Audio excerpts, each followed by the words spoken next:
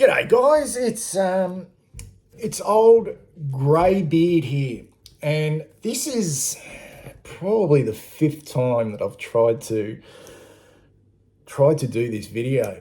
I've had to stop it and just delete what I've done because each time I've got this severe, and I'm talking severe cramp in my hamstring. And I am probably a little bit dehydrated. I've been doing quite a bit of exercise and should be drinking a lot more water and maybe taking some type of supplement. But for some reason, I wanted to start this video today and get it done. But every time I've got 3 or 4 minutes in, bang, the worst cramp in the hamstring.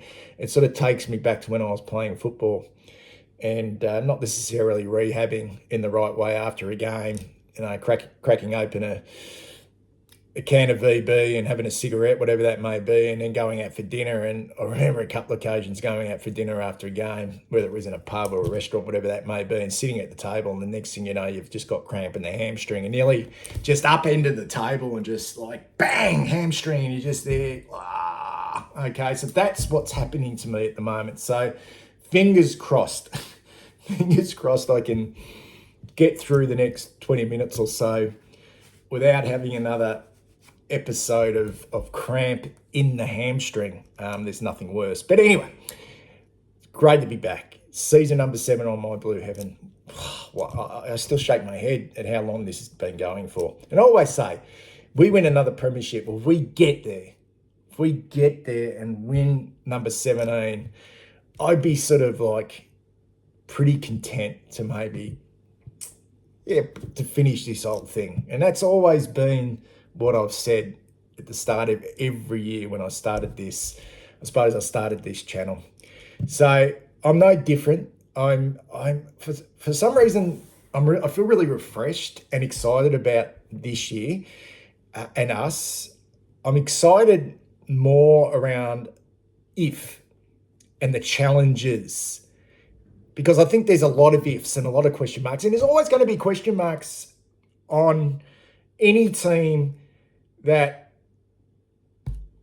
don't necessarily find that consistency. And the expectations that you should be there. You should be there making grand finals, top 4, prelims, should be there.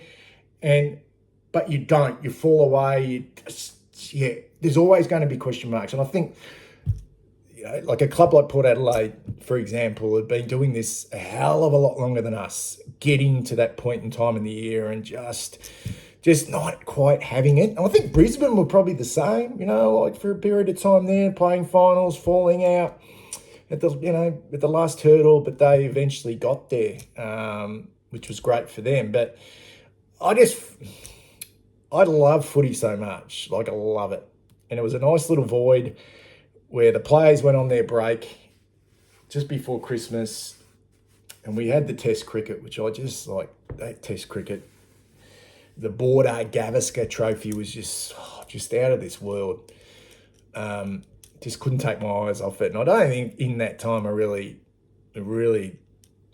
because the club's shut down, I just did not think about football at all. But as soon as we got that vision of all the clubs returning to training late last week, and now they're into their second week, and it just rolls on really quickly, and it builds and builds and builds. For me, this is like the start of it, the real start of it.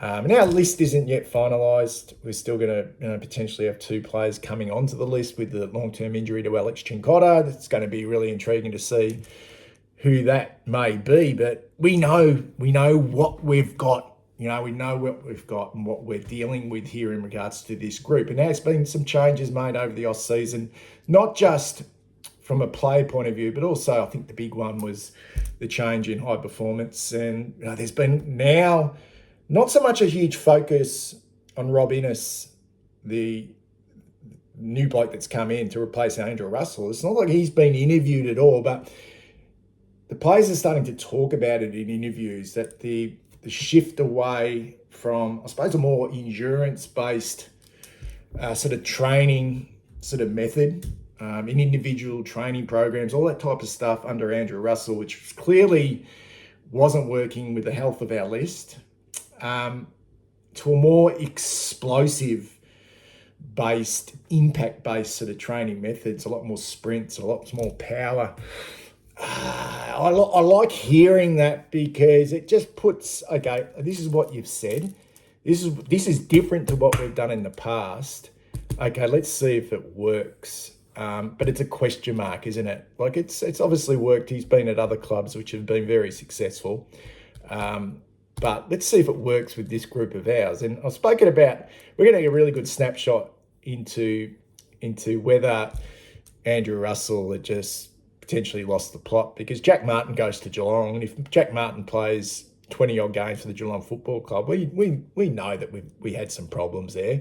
So that, for me, the health of the list is fascinating. There's still a big if on that. You know, we've got Alex Chincotta, long-term injury. We've got Charlie coming back, which I think's a bit of a weight on that, and a bit of for me, a little bit of a worry given his history. And I know he's strung together about 3 years of really solid football. There's no reason to think that he can't come back, you know, fully fit. But I don't know. It's a slight worry. Ankle reconstruction into a clean out of the knee hasn't yet really got going in regards to training. Is he going to be ready for the start of the year? And is that a huge problem if he's not? Have we got the coverage? If Charlie's not really ready and 100% fit, do we really need to rush him in? Can someone else fill the void with Big Harry up forward until Charlie's ready to go? And then, you know, obviously Jack Silvani, who's been earmarked to play down back and is only a whisker away from resuming, I think, into full sort of match sim work and contact work with the rest of the group. And that in itself, you know, can he find a home in the back half? Because it just feels like that with Ashton Moyer coming in, that maybe Jack's days as a hybrid forward are probably gone. You know, like, I'm not saying he can't be flexible and play both ends of the ground, but yeah, I just think when you make that decision, okay, we're gonna trial you down back. You know, maybe the writing was on the wall for him pre his injury in regards to being that third tall, that mobile tall, because it just feels like a younger, more dynamic player such as Ashton Moyer could be a better option moving forward. So they're just some of the things, but the health of the list, you know. And one of probably the number one thing for us this year to take a look at, and the evolution, guys, of Michael Voss, you know, and his assistants. It's just it's the whole coaching department. Like, it's the whole coaching department working in unison together. Every line, Michael Voss in charge, and I think there's enough question marks there, enough queries on this group after 3 years coming into their fourth year to have us a little bit concerned. I feel like the club are really invested in Michael Voss, and I want him to be our next premiership coach, because I don't want to be in a situation where if he's not around, if he's sacked or they don't renew his contract, it means that we've gone really fucking pear-shaped.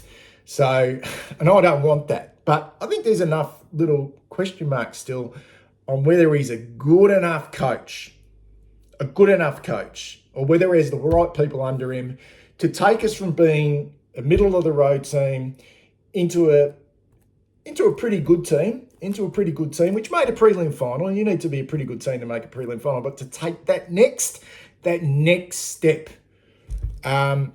So the evolution of Michael Voss and the evolution of all our players, you know. And I think the interesting for me last year, at the end of the year, is they felt like they made a decision to take a lot of the responsibility of what happened, what transpired, particularly in that final, which was absolutely disgraceful, and it still leaves, I think, a sour taste in the mouth of everyone, whether it's players, supporters, and I think that we ended up being a bit of a laughing stock of the whole competition. And really, when you looked at it, didn't deserve to be there. I mean, it was just such a such a hideous and insipid way for the season to conclude. So, yeah, I'm excited, but I want to see if we can change. I want to see if we do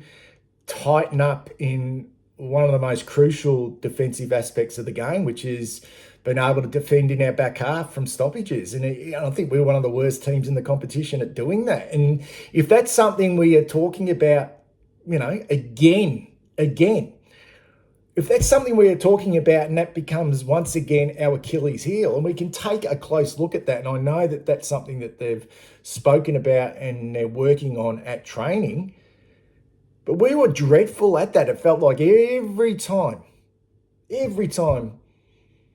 that the opposition could trap that ball, get repeat stoppages in their front half, that we would concede goals. Didn't matter what part of the game it was, but they were usually momentum shifters in games and late in games at crucial times. A lack of real craft, a lack of real concentration and vigor and toughness.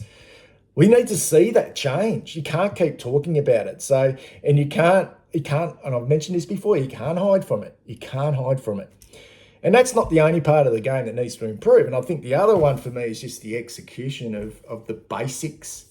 I listened to a really, really good interview with Brian Taylor on his podcast. I think it's called The Life of Brian, with Daisy Pearce when she took over as the AFLW coach at the West Coast Eagles. And he just asked her, what was it coming in from being in the media, never really coached before? What was the thing that she really wanted to put in place straight away? And she said, look, you can have it's not rocket science here, but she said you can have all the game plans in the world, or, like, this is what you want to do, this is how you want to set up defensively, this is one way you want to move the ball in transition, all that type of stuff. But unless you can execute the fundamentals of the game under pressure consistently, and you're not always going to hit targets, you're not always going to make the right decisions, but more often than not you do, and that's what the best teams do. And this is still a question mark on us, and I'll get there shortly in regards to who I want to focus on here. Unless you can do that, all right, you're not going to make that next step. You've got enough good players, enough star players, with enough star players, when everything goes your way, you're dominating clearances, you've got some power forwards, you're playing on adrenaline and excitement, but soon as the game gets tough, soon as you're required to transition that ball with precision, under pressure, and make really good decisions, which I feel like we're still wanting. And even some of our exceptionally good players, and I hate knocking guys like Patrick Cripps, because he's an absolute, everything he does, for us is just out of the box, but he's not a great user of the football. I think he's modified his game to be a little bit safer with his ball use. But Sam Walsh, the same. We don't have great ball users that you can look at in our club and go, wow, get the ball into this bloke's hands and watch him fucking slice and dice the opposition with penetration in execution and precision, like a fucking Dane Zorko does. Every time Dane Zorko got the ball for the Brisbane Lions, you go, look at this. This bloke will fucking hit a target from 50 metres. You watch him. He'll hit a target from 50 metres. He'll see his target and he'll bang and go. And that's the difference. This is the evolution of this group. Have we got the players to be able to do that? Okay. So, Jacob Weitering spoke yesterday. He's doing a lot of speaking as a vice captain of the football club. I feel like he's really comfortable in front of the camera. I don't mind the players talking. I really don't. Doesn't bother me. They can talk as much as they want. They've got to speak. They've got to speak to the fans. He spoke to the Carlton media yesterday after training in regards to, the first session at Monash University out in Bundoora, where they're training at the moment because Princes Park is being resurfaced. I don't think the club or the players will be back on that ground until mid-Feb. We did get to see an open training session out at Monash just before Christmas, which was really good. Hopefully they hold another one shortly. He spoke, and there's a lot of it's positive, that they always talk a little bit about the disappointment of the way last year finished, but it always turns to being super positive. And they've got to be super positive. They've got to sell memberships, But he spoke about Jackson Binns, and this was quite what Jacob Wiedering said about Jackson Binns, who's coming into his third season at the football club, played 3 games, he played one mid-season against Geelong, where he was a sub and only got the last quarter, and then played the last 2 games of the year. I think one was against the West Coast Eagles and then against St Kilda. Am I correct with that? I think I am. And then got the chop for the final against Brisbane. He said this. He's referring to Jackson Binns, has probably been the most impressive in the way he has come back. He has built up his strength, got the win in the 2K time trial, which is unbelievable. Now, what Wiedering means by that is the club did a 2K time trial before Christmas, which Ollie Hollands won. And I think Jackson Binns was second. And Jackson Binns has turned the table this time around on the return after the new year on Ollie Hollands. I think Matthew Cottrell, which is good to see, came second, and Ollie Hollands was third. Now, Wiedering can say unbelievable. He's built up his strength, got the win in the 2K time trial, which is unbelievable.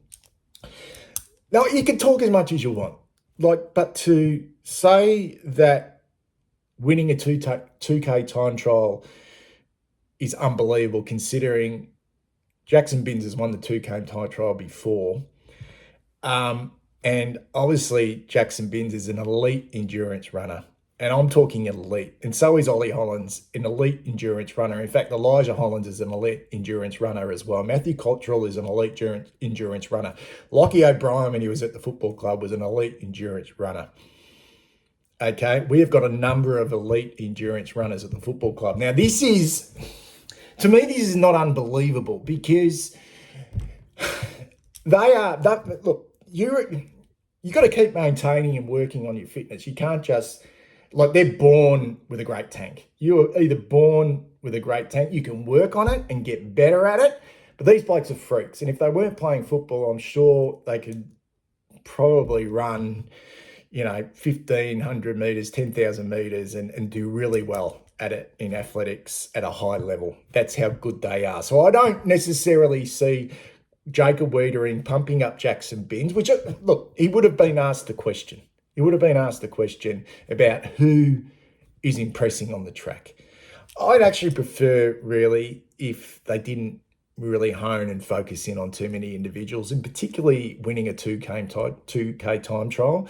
I think that's probably the least of the things I want to look at, and calling and referring that to being unbelievable.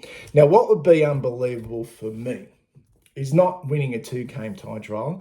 I'd actually prefer to know a little bit about Jackson Binns and where he fits into the scheme of things, and whether he was actually tracking, and whether he's a realistic chance of playing 24 games of football in 2025, because I think that would be unbelievable, not winning a 2K time trial. Now, that's all they've got at the moment. He's returned in really good shape. It's fantastic. But how is he actually really tracking as far as football goes? Because the way I see it, guys, is this.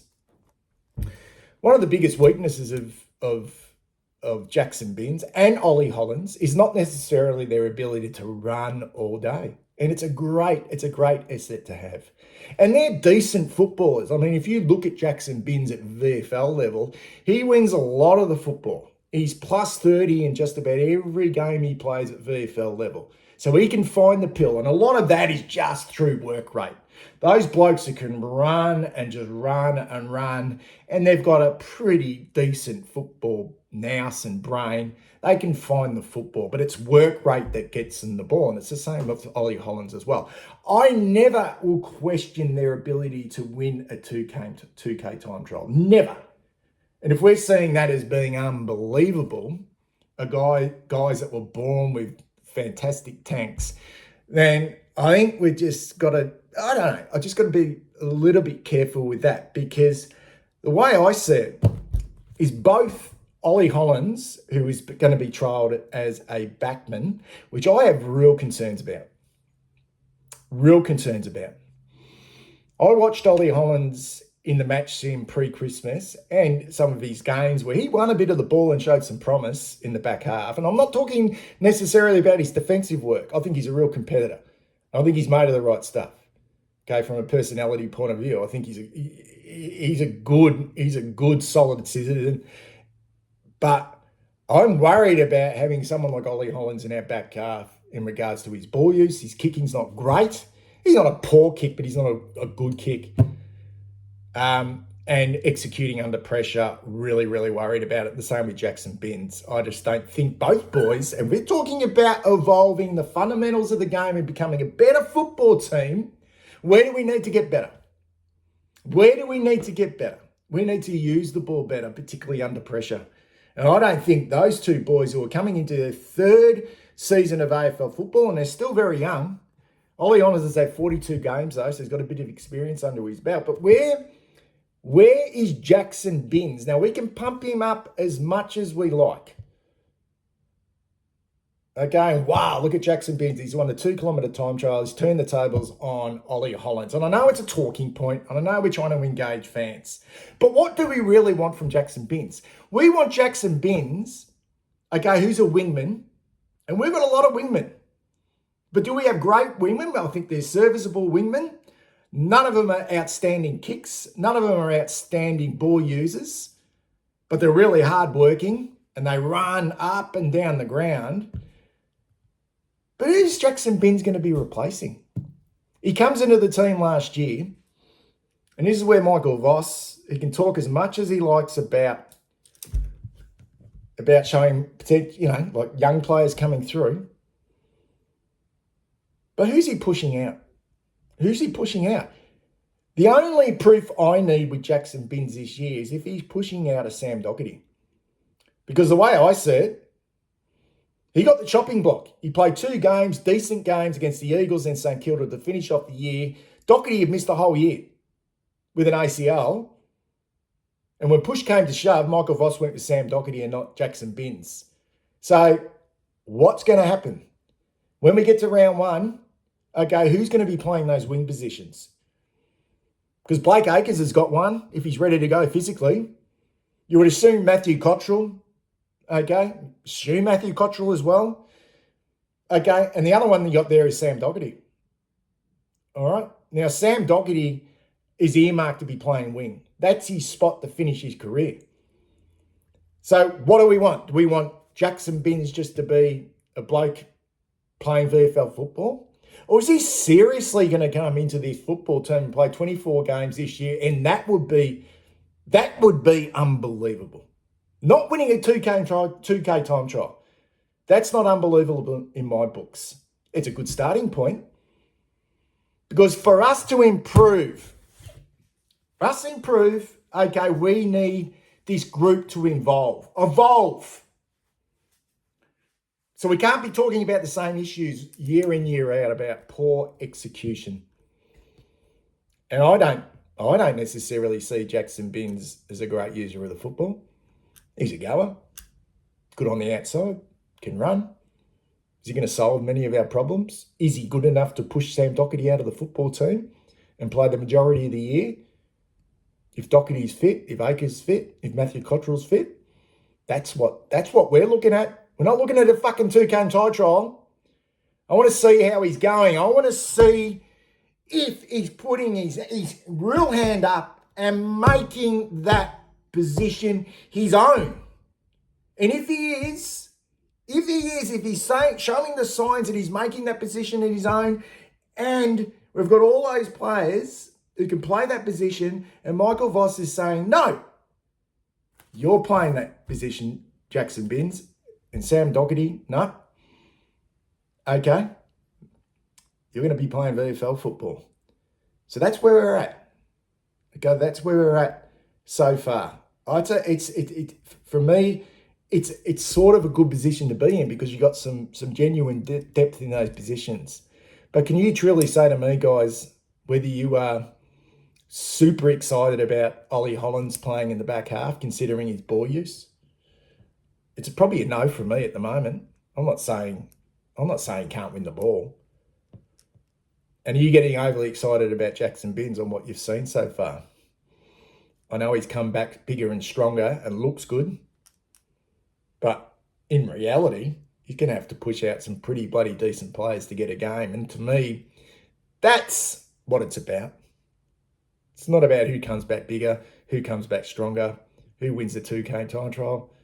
To me, that's kind of insignificant. You'd expect professional footballers to return in pretty good shape, reasonable shape. You expect young players to get bigger and stronger. And you'd expect a guy who's an elite runner and always has been from the moment he was born, really, to becoming top 3 in a 2K time trial. That's a fucking given. Anyway, speak soon.